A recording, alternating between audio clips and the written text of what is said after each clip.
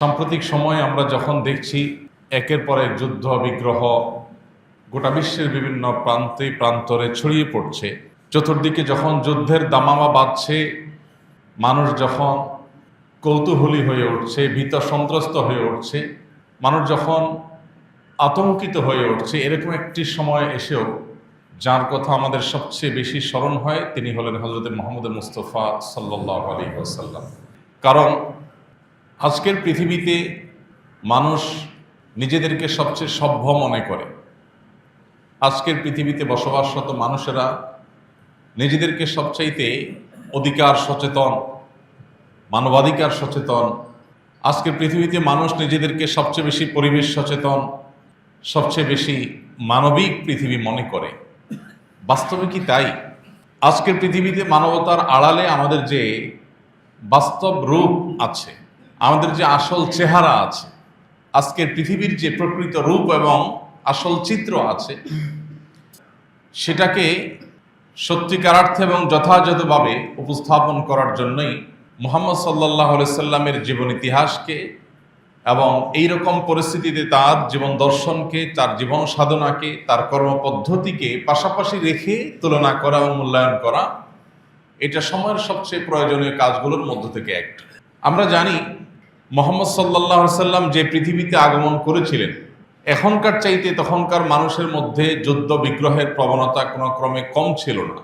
অবশ্য এখনকার যুদ্ধ যেরকম গণবিধ্বংসী, এখনকার যুদ্ধগুলো যেরকম সর্বগ্রাসী, তার সময়কার যুদ্ধগুলো সেরকম গণবিধ্বংসী এবং এতটা সর্বগ্রাসী ছিল না। তবে যুদ্ধ বিগ্রহ পরিমাণে, আকারে, সংখ্যায় যদি আমরা বিচার করি তাহলে আজকের চাইতে তখন কম ছিল না, বরং পরিমাণে অনেক বেশি ছিল।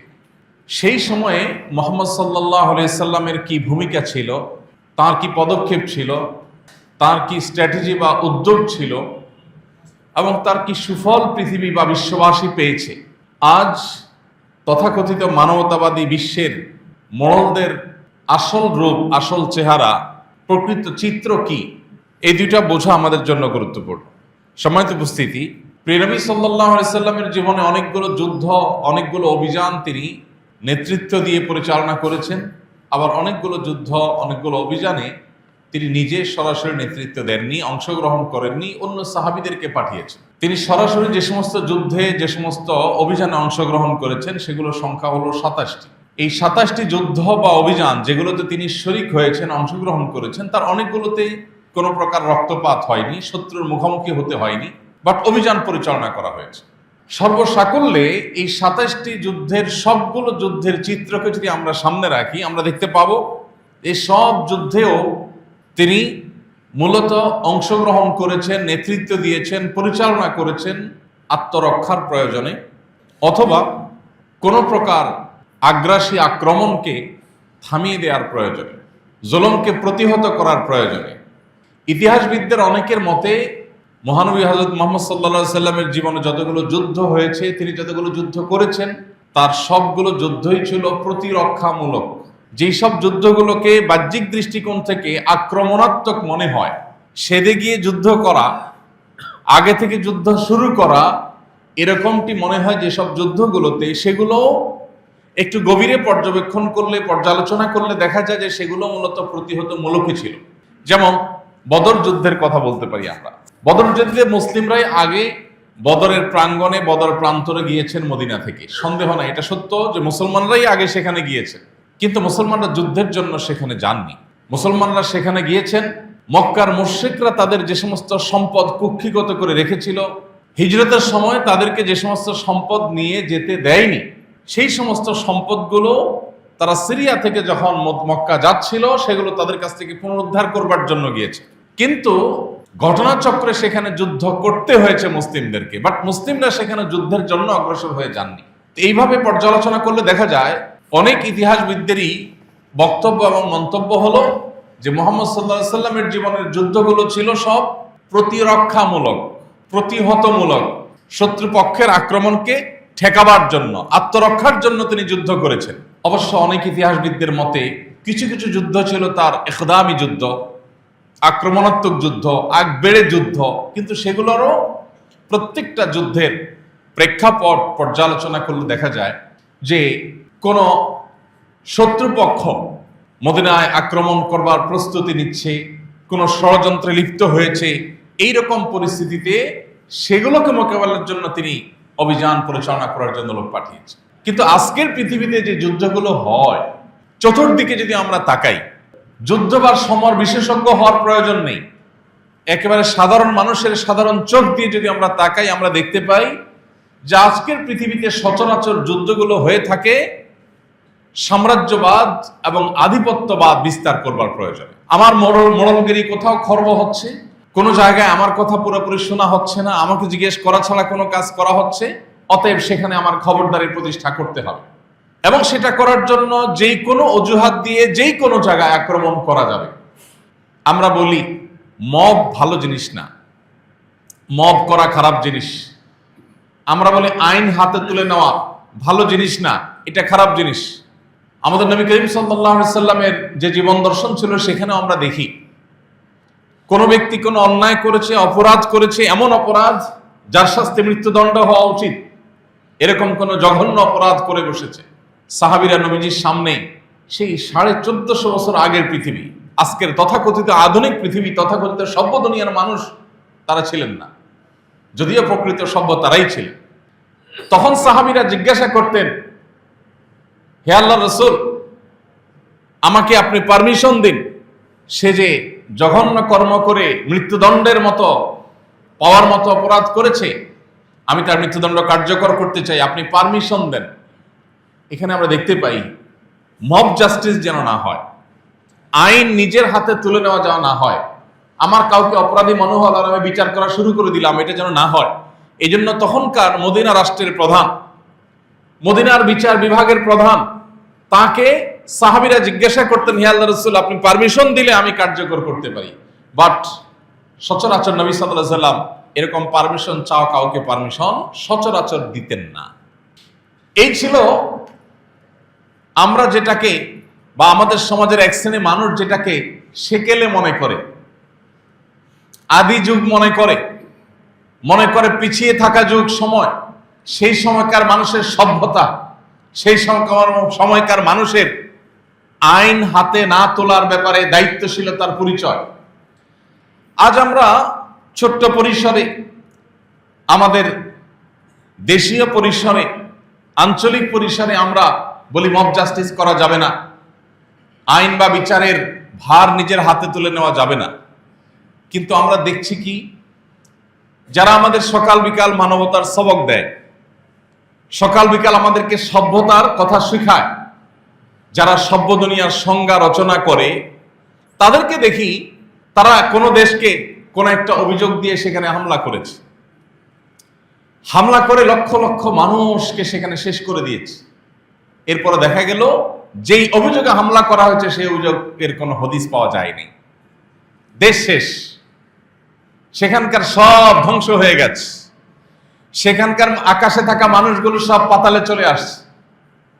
কিন্তু দিন শেষে যেই মরণাস্ত্র, যেই গণবিধ্বংসী অস্ত্রের অজুহাতে সেখানে হামলা করা হলো, সেটার কোনো ছিটা ফোটা নাম গন্ধ যারা হামলা করেছে তারা সে দেশ দখল করে তন্ন তন্ন করে তালাশ করে কোথাও পায় নাই।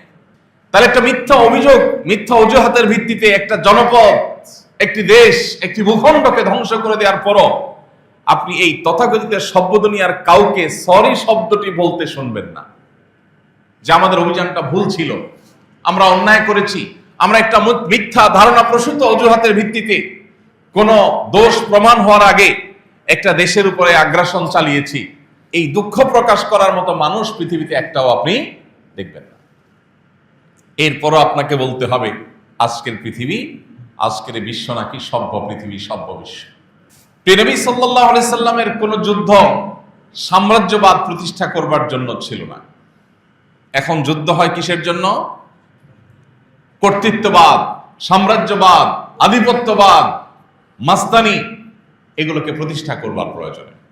আমরা যারা আজকের বিশ্বকে মানব ইতিহাসের সবচাইতে উন্নত, সবচেয়ে সভ্য, সবচাইতে আধুনিক এবং সবচাইতে মানবিক পৃথিবী মনে করি, আমরা কি জানি আজকের পৃথিবীতে মানুষ মানুষকে হত্যা করবার জন্য যত অস্ত্র আবিষ্কার করেছে, তৈরি করেছে, সেগুলোকে মুহাম্মদ সাল্লাল্লাহু আলাইহি সাল্লামের সময়কার পৃথিবীতে মানুষ যে সমস্ত অস্ত্র নিয়ে যুদ্ধ করতো সেগুলোর সাথে কম্পেয়ার করলে খোলা চোখে মনে হয় তারা পিছিয়ে ছিলেন তরবারি নিয়ে যুদ্ধ করতে। আবার অনেকের কাছে তখনকার যে সম্মুখ সমর হতো, সম্মুখ যুদ্ধ হতো, তরবারি দিয়ে উভয় পক্ষ মুখোমুখি লড়াইয়ে নেমে পড়তো, আমাদের কাছে দেখতে সেটা অমানবিক অনেকের কাছে মনে হয়। অনেকের কাছে মনে হয় জিনিসটা দেখতে ভয়ঙ্কর এবং ভীতিকর। অথচ আজকের পৃথিবীতে যে সমস্ত বোমা হামলা হয়ে থাকে, মিসাইল হামলা হয়ে থাকে, যে সমস্ত অস্ত্রের ব্যবহার হয়ে থাকে, সেগুলো শুধুমাত্র নির্দিষ্ট শত্রুকেই টার্গেট করা হয় না, একটা জনপদকে তছনছ করে ধ্বংস করে শেষ করে দেওয়া হয়। আল্লাহর হাবিব মুহাম্মদ সাল্লাল্লাহু আলাইহি সাল্লাম, যাকে এক শ্রেণীর নাস্তিক এবং ইসলাম বিদ্বেষীরা নাউজুবিল্লাহ যুদ্ধবাজ নেতা হিসেবে দেখাতে চায়, তারা কি জানে যে মুহাম্মদ সাল্লাল্লাহু আলাইহি সাল্লামের জীবনে অংশগ্রহণ করা ২৭টি যুদ্ধে সর্বসাকুল্যে মুসলিম এবং মুসলিমদের শত্রুপক্ষ উভয় পক্ষের নিহত মানুষের সংখ্যা ছিল মাত্র ৪০০। মাত্র ৪০০ মানুষ ২৭টি যুদ্ধে মারা গিয়েছে। আর যারা সমালোচনা করে, তারা যাদের উত্তরসূরি, সেই উত্তরসূরিরা শুধু প্রথম বিশ্বযুদ্ধে প্রায় ১০ মিলিয়ন মানুষকে হত্যা করেছে। দ্বিতীয় বিশ্বযুদ্ধে তারা হত্যা করেছে প্রায় ৭০ থেকে ৮০ মিলিয়ন মানুষকে। ভিয়েতনাম যুদ্ধে হত্যা করেছে তারা ১ মিলিয়ন মানুষকে। সোভিয়েত ইউনিয়ন বনাম আফগান যুদ্ধে হত্যা করা হয়েছে প্রায় ১ মিলিয়ন মানুষকে। ইরাক ইরান যুদ্ধে মানুষ মারা গেছে প্রায় ১ মিলিয়ন। এভাবে আধুনিক যুগে যত যুদ্ধ চলছে অথবা নিকট অতীতে যে সমস্ত যুদ্ধগুলো হয়েছে, সেই ফরাসি বিপ্লব থেকে নিয়ে অন্যান্য যত বিপ্লব হয়েছে, যত যুদ্ধ হয়েছে, এই সবগুলোর সামানিকে যদি আমরা একসাথে করি, আমরা দেখব যে এগুলোর কোটা লাখের নিচে কোথাও নাই। লাখের ঘরে, মিলিয়নের ঘরে এবং লক্ষ লক্ষ মিলিয়ন মিলিয়ন মানুষকে হত্যা করে তারপরে তাদের সেই স্বার্থকে তারা সিদ্ধি আজকাল করে থাকে। অথচ মহানবী হযরত মুহাম্মদ সাল্লাল্লাহু আলাইহি ওয়াসাল্লাম তার সমস্ত যুদ্ধে, সকল যুদ্ধে মিলে সর্বসাকুল্যে উভয় পক্ষের মৃত মানুষের সংখ্যা ছিল মাত্র ৪০০। আজকে একটা বোমা হামলায় ৪০০-র বেশি মানুষ মারা যায়। এরপর আজকের পৃথিবীকে আপনাকে মানবিক পৃথিবী বলতে হবে। আর মুহাম্মদ সাল্লাল্লাহু আলাইহি সাল্লামের সময়কার পৃথিবীকে এক শ্রেণী মানুষকে দেখবেন যে সেটাকে পিছিয়ে থাকা পৃথিবী হিসাবে দেখাবার চেষ্টা তা করে থাকে। প্রিয় ভাইরা, নবী করিম সাল্লাল্লাহু আলাইহি সাল্লাম যে সমস্ত যুদ্ধ বিগ্রহে অংশগ্রহণ করেছেন, নেতৃত্ব দিয়েছেন, অথবা তার সৈনিকদেরকে, তার সাহাবীদেরকে গাইড করেছেন, মুজাহিদদেরকে গাইড করেছেন, সেই সব যুদ্ধগুলোর সকল নির্দেশনাগুলো যদি আপনি একত্র করেন, আপনি দেখবেন যে মুহাম্মদ সাল্লাল্লাহু আলাইহি ওয়াসাল্লাম তিনি যুদ্ধক্ষেত্রেও মানব ইতিহাসের যে কোনো যোদ্ধার চাইতে অধিকতর মানবিক ছিলেন। তার প্রসিদ্ধ হাদিস আমরা অনেকেই শুনে থাকব। তিনি বলেছেন, ইন্নাল্লাহা কাতাবাল ইহসানা আলা কুল্লি শাই। হে মানব সম্প্রদায়, আল্লাহ তাআলা তোমাদের প্রতি প্রত্যেকটা বস্তুর প্রতি ইহসান করাটাকে অপরিহার্য করে দিয়েছে। প্রত্যেকটা বস্তুর প্রতি তোমাদের ইহসান করতে হবে। ফাইযা কাতালতুম ফাআহসিনুল কিতলাহ ওয়া ইযা যাবাহতুম ফাআহসিনুয যিবহা। অতএব তোমরা যদি কাউকে হত্যা করতে হয়, রণাঙ্গনে যুদ্ধক্ষেত্রে শত্রু তোমার জীবন রক্ষার জন্য তাকে হত্যা করার প্রয়োজন হয়, অথবা বিচারিকভাবে কারো মৃত্যুদণ্ড যদি প্রতিষ্ঠা করতে হয়, সেক্ষেত্রেও একজন মানুষকে হত্যা করার মতো পরিস্থিতির মুখোমুখি হলেও তুমি সেখানেও মানবিকতার পরিচয় দিবে, ইহসানের পরিচয় দিবে। সেখানেও তুমি তোমার পশুত্ব যেন জেগে না উঠে সে বিষয়ে খেয়াল রাখবে। এই জন্য নবী করিম সাল্লাল্লাহু আলাইহি সাল্লামের ঐতিহাসিক নিষেধাজ্ঞা প্রায় সব হাদিসের কিতাবে, জিহাদ সংশ্লিষ্ট সমস্ত হাদিসের কিতাবে বর্ণিত হয়েছে। সেটা হলো যে নাহান নবী সাল্লাল্লাহু আলাইহি সাল্লাম আনিল মুসলাহ। নবীজি মুসলাহ করতে নিষেধ করেছেন। মুসলাহ কি? মুসলাহ হলো কোন রণাঙ্গনে যে কোনো শত্রুপক্ষ, সে যেই হোক না কেন, সে আল্লাহদ্রোহী হোক, সে ধর্মদ্রোহী হোক, সে ইসলাম বিদ্বেষী হোক, সে মুসলমানদের শত্রুপক্ষ হোক, সে যেই হোক না কেন, তাকে, তার লাশকে ক্ষতবিক্ষত করা, পৈশাচিক আনন্দ করা, লাশ নিয়ে লাশকে টুকরা টুকরা করা, লাশের অঙ্গ কর্তন করা, এই সমস্ত করে পৈশাচিক আনন্দ করতে নবী সাল্লাল্লাহু আলাইহি ওয়াসাল্লাম নিষেধ করেছে। কোন লাশের, সেই যুগে জাহিলি যুগের প্রথা ছিল, কারো প্রতি খুব জেদ থাকলে তার লাশের কান, নাক, চোখ এগুলো কেটে কেটে আলাদা আলাদা করে ফেলা হতো এবং এগুলো করে উল্লাস করা হতো। নবী সাল্লাল্লাহু আলাইহি ওয়াসাল্লাম পরিষ্কারভাবে বলেছেন, যুদ্ধ তোমাকে করতে হয়েছে তোমার আত্মরক্ষার প্রয়োজনে, জুলুমকে দমন করবার প্রয়োজনে, কিন্তু এর মানে এই না তুমি মানুষ হত্যা করে আনন্দিত হবে, এটা আনন্দিত হওয়ার জিনিস নয়। এই যে নবী সাল্লাল্লাহু আলাইহি ওয়াসাল্লাম পরিষ্কারভাবে নিষেধ করেছেন, কোনো মুসলা করা চলবে না। এতগুলো যুদ্ধ পরিচালনা তিনি করেছেন, একটি যুদ্ধে কেউ দেখাতে পারবেন না যে কোনো একজন শত্রুপক্ষ, আবু জাহালের মতো মানুষ, আবু লাহাবের মতো মানুষ, আরো বড় বড় কাফেরদের বড় বড় নেতা, যারা মুসলিমদের প্রতি অনেক অমানবিক আচরণ করেছে, মক্কা হিজরতের আগে মুসলমানদের প্রতি হেন কোনো আচরণ নেই যেটা তারা করে নাই, হেন কোনো নির্মমতা নেই যেটা তারা করে নাই, কিন্তু এই মানুষগুলো যখন মারা গেল তখন তাদের লাশের সাথে কোনো প্রকার অপমানকর, অবমাননাকর, অমানবিক বা পৈশাচিক আনন্দ প্রকাশ হতে পারে সেরকম একটি আচরণ করতে কোনো সাহাবীকে নবী সাল্লাল্লাহু আলাইহি ওয়াসাল্লাম দেননি। প্রিয় ভাইরা আমার, নবী করিম সাল্লাল্লাহু আলাইহি ওয়াসাল্লাম পরিষ্কারভাবে তিনি নিষেধ করেছেন। মনে রাখবে হে যোদ্ধারা, হে মুজাহিদরা, তোমরা জিহাদ করতে গিয়ে কোনো নারীকে, কোনো শিশুকে কোনোদিন আঘাত করবে না। আজকের পৃথিবী তিনটা বিষয়ে সবচেয়ে বেশি সরব, তার একটা হলো পরিবেশ, আরেকটা হলো নারী অধিকার, আরেকটা হলো শিশু অধিকার। ইন্টারেস্টিং বিষয় হলো এই অধিকারগুলো আজকের পৃথিবী যতটা বলণ্ঠিত করছে, এই অধিকারগুলোকে যতটা পদদলিত করছে, সেই 1450 বছর আগে মুহাম্মদ সাল্লাল্লাহু আলাইহি সাল্লামের সোনালী যুগ যখন পৃথিবীতে ছিল, তখন তার নেতৃত্বে, তার সাহাবীদের নেতৃত্বে, খুলাফায়ে রাশিদার নেতৃত্বে যে পৃথিবী গড়ে উঠেছিল, সেই পৃথিবীতে এগুলোর ছিটে ফোঁটা পর্যন্ত ছিল না। এতগুলো যুদ্ধ নবী সাল্লাল্লাহু আলাইহি সাল্লামের নির্দেশে পরিচালনা হয়েছে, এতগুলো অভিযান তিনি পরিচালনা করেছেন, নিজে সশরীরে নেতৃত্ব দিয়েছেন কিংবা অর্ডার করে কাউকে পাঠিয়েছেন, কোনো দলকে পাঠিয়েছেন, তার কোনোটিতে তার কোনো শত্রু, তার কোনো প্রতিপক্ষ এমন কেউ নেই যে একটি ভিত্তিহীন বা বানোয়াট কোনো বর্ণনা বের করবে যেখানে পাওয়া যায় যে মুহাম্মদ সাল্লাল্লাহু আলাইহি সাল্লাম বা তার কোনো সৈনিক, তার কোনো যোদ্ধা মুজাহিদ, তার কোনো সাহাবী কোনো নারী বা কোনো শিশুর গায়ে একটা টোকা দিয়েছে। এরকম একটা ঘটনা কেউ দেখাতে পারবে না। অবাক করা বিষয়, আজ পৃথিবীর যেখানেই যুদ্ধ পরিচালনা হয় সেখানে আপনি কান পাতলে শুনতে পাবেন নারী এবং শিশুদের আর্তনাদ। এরপরও নাকি আজকের পৃথিবী নারী বান্ধব পৃথিবী, এরপরও আজকের পৃথিবী নাকি নারী অধিকারের পৃথিবী, এরপরও নাকি আজকের পৃথিবী শিশু অধিকারের পৃথিবী। ভাইরা আমার, সত্যিকারের শিশু এবং নারীদের মর্যাদা দেওয়ার কথা যদি বলেন তাহলে সেটা দিয়েছেন মুহাম্মদ সাল্লাল্লাহু আলাইহি সাল্লাম। একটি যুদ্ধে কোন নারীর গায়ে ফুলের টোকা তিনি দিতে দেননি। যেই নারী স্বয়ং নবী করিম সাল্লাল্লাহু আলাইহি সাল্লামের চাচা হামজা রাদিয়াল্লাহু তাআলা আনহুর কলিজা ছিঁড়ে, লাশের কলিজা ছিঁড়ে, কলিজা বের করে কাঁচা কলিজা চাবিয়ে খেয়েছে, সেই নারীকে পর্যন্ত নবী সাল্লাল্লাহু আলাইহি সাল্লাম হত্যা করেননি।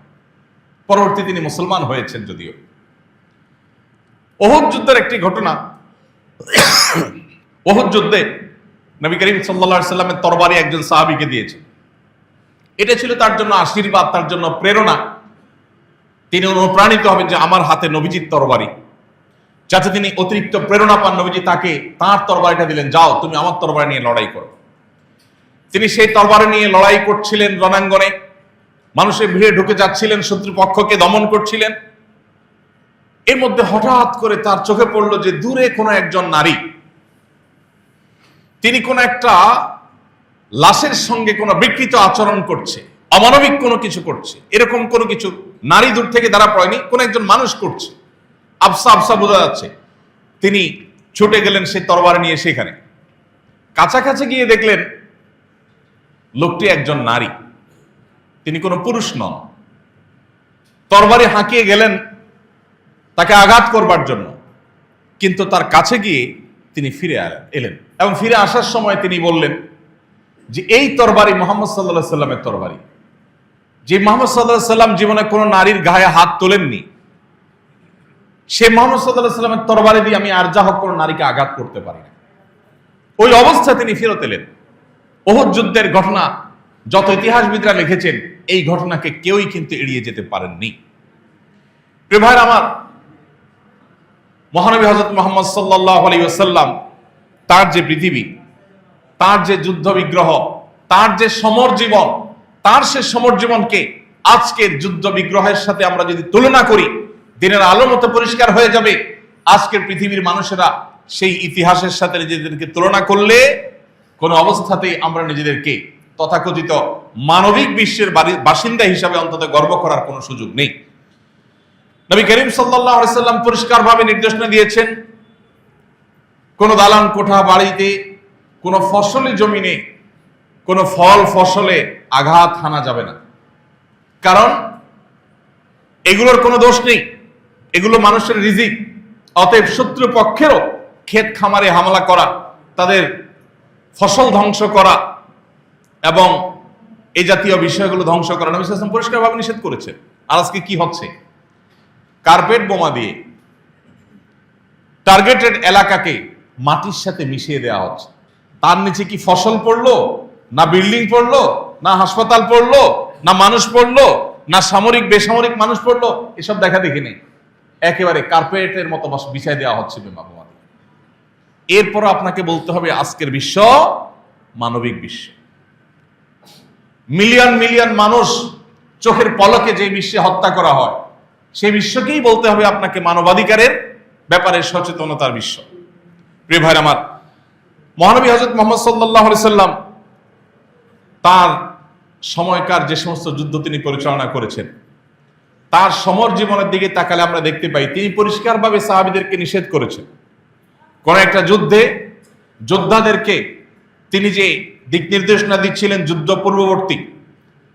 পূর্ববর্তী দিক নির্দেশনার মধ্যে তিনি বলেছিলেন, মনে রাখবে কোন ধর্মযাজক, কোন উপাসক উপাসনালয়ে উপাসনারত আছে, তাদের উপরে আঘাত করা যাবে না। কারণ তারা তো যুদ্ধে লিপ্ত নয়, তারা ভিন্ন ধর্মের বিশ্বাসী হতে পারে, তার সাথে আমার ধর্মে হাজারটা অমত থাকতে পারে, আমার দৃষ্টিতে সে ভুল পথে আছে সেটি আমি বিশ্বাস করতে পারি, তাই বলে সে তো আমার সঙ্গে যুদ্ধেরত নয়। বিধায় উপাসনালয়ে উপাসনারত ধর্মযাজককে আঘাত করতে নবী সাল্লাল্লাহু আলাইহি ওয়াসাল্লাম পরিষ্কারভাবে নিষেধ করেছেন। কিন্তু আজকে আপনি দেখবেন গোটা বিশ্বে যত যুদ্ধ সাম্প্রতিক সময়ে পরিচালনা করা হচ্ছে, সেগুলোতে প্রধান টার্গেটই হলো ধর্মীয় প্রতিষ্ঠান এবং ধর্মীয় ব্যক্তিত্ব। আজকে যারা সংখ্যালঘু বলে চিৎকার চেঁচামেচি করছে, তারাই দেখবেন সবচেয়ে বেশি সংখ্যালঘু মানুষদের উপরে আক্রমণ চালাচ্ছে এবং তাদেরকে ধ্বংস করার জন্য হাজারটা ছুতো তারা খুঁজে বের করছে। মুহাম্মদ সাল্লাল্লাহু আলাইহি সাল্লামের যুদ্ধের নীতি ছিল, তিনি আকস্মিক হঠাৎ ঘুমন্ত কোন জনপদের মানুষের উপরে হামলা করাকে অনুমতি দিতেন না। তিনি বলতেন কোন শত্রুপক্ষ তাদের উপরে হামলা করবার আগে প্রত্যেকটা জিহাদের ক্ষেত্রে তার কমন নীতিমালা ছিল এবং নির্দেশনা ছিল, ইরশাদ ছিল। এমনকি সম্মুখ সমরে মুখোমুখি যুদ্ধে যখন উপস্থিত, তরবারি নিয়ে দুই পক্ষ একই মাঠে ময়দানে রণাঙ্গনে উপস্থিত, মাত্র কয়েক হাত বা কয়েক গজের ডিফারেন্সে যখন মুখোমুখি লড়াই করবার জন্য, তখন নবী সাল্লাল্লাহু আলাইহি সাল্লাম বলতেন যে যুদ্ধ শুরু করবার আগে তাদেরকে দাওয়াত দাও, তাদেরকে শেষবারের মতো আহ্বান করো। তারা যদি আহ্বানে সাড়া দেয়, তারা যদি ভুল পথ পরিহার করে, তারা যদি জুলুম এবং আগ্রাসনের পথ ছেড়ে আসে, তাহলে যুদ্ধ করবে না। যদি তারা সর্বশেষবারের মতো তোমাদের আহ্বানকে প্রত্যাখ্যান করে, তারপর যুদ্ধে লিপ্ত হবে। সেক্ষেত্রে নবী সাল্লাল্লাহু আলাইহি সাল্লামের কৌশল ছিল, প্রত্যেকটা যুদ্ধ অ্যানালাইসিস করলে দেখা যায় যে তার কৌশল ছিল তিনি প্রথমে আক্রমণ করাকে পছন্দ করতেন না। তিনি চাইতেন শত্রুপক্ষ আক্রমণ করলে তারপরে তার লোকজন আক্রমণ করবে, তার অনুসারে আক্রমণ করবে। একজন মানুষ কতটা মানবিক হলে, একজন মানুষ কতটা দায়িত্বশীল হলে, একজন মানুষ কতটা মাত্র যথাযথ এবং প্রকৃত অর্থেই মানবতাবাদী হলে তার যুদ্ধের ক্ষেত্রে, রণাঙ্গনের ক্ষেত্রেও এভাবে অক্ষরে অক্ষরে মানবিক দিকগুলোকে বিবেচনা করে মাথায় রেখে তারপরে সামনে পা ফেলা সম্ভব হয়। প্রিয় ভাইয়ের আমার, মুহাম্মদ সাল্লাল্লাহু আলাইহি সাল্লামের যে সমস্ত যুদ্ধগুলো ছিল সেসব যুদ্ধগুলোতেই আমরা দেখি যে মানবিকতার সর্বোচ্চ পরাকাষ্ঠা তিনি প্রদর্শন করার চেষ্টা করেছেন। তিনি আগ্রাসন, সাম্রাজ্যবাদ বিস্তার এই সমস্ত উদ্দেশ্যে কখনো কোনো যুদ্ধ পরিচালনা করেননি। আমাদের আজ সবচেয়ে বড় দুর্ভাগ্য হলো আমরা মুসলমানরা এত কিছুর পরও আমাদের মুখটা অনেকখানি ছোট, আমরা নিজেদের ইতিহাস জানি না। আমাদেরকে ইসলাম বিদ্বেষীরা, মুহাম্মদ সাল্লাল্লাহু আলাইহি সাল্লামের বিদ্বেষীরা, তারা মুহাম্মদ সাল্লাল্লাহু আলাইহি সাল্লামকে যুদ্ধবাজ নেতা হিসাবে নাউজুবিল্লাহ আমাদের সামনে উপস্থাপন করে। আমরাও জবাব দিতে দিতে কাহিল হয়ে যাই যে তিনি অনেকগুলো যুদ্ধ করেছেন এই কারণে সেই কারণে, কিন্তু তার যুদ্ধের মধ্যে যেই সমস্ত মানবিক দিকগুলোকে বিবেচনায় তিনি রাখতেন সেগুলো আজকের পৃথিবীর মানুষের কাছে জাস্ট গল্পের মতো। আজকের পৃথিবীর মানুষের কাছে সেগুলো রূপকথার গল্পের মতো। ভাইরা আমার, আজ গোটা পৃথিবীর যেখানে তাকাবেন, চতুর্পাশে দেখবেন যেখানেই মার খাচ্ছে তার নিচে দেখবেন মুসলমান।